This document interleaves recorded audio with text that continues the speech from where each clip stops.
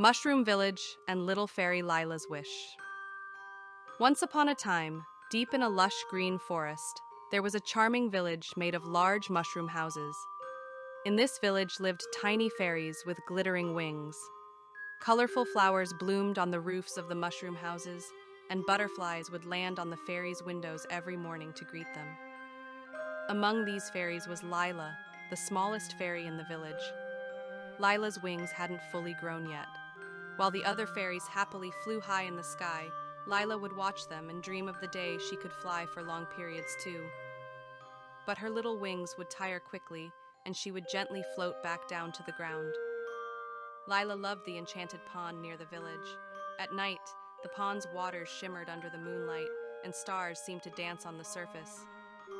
Every morning, Lila would sit by the pond, dip her toes into the water, and chat with the frogs, dragonflies, and fish that lived there.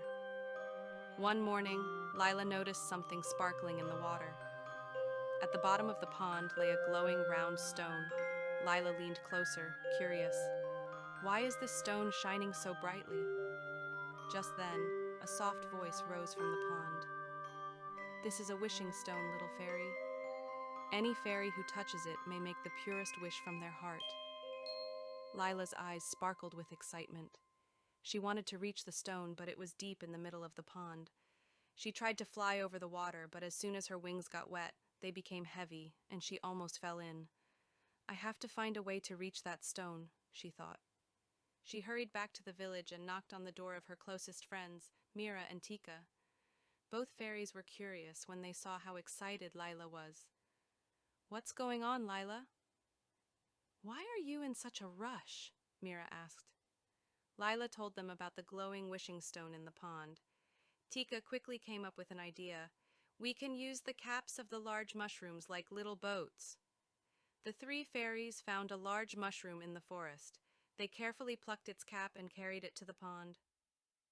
Lila climbed into the mushroom cap, while Mira and Tika gently pushed her out onto the water. As Lila floated closer to the stone, she saw her reflection shimmering in the pond. Excited, she reached out and touched the wishing stone with her fingertips. She closed her eyes and made a wish deep in her heart.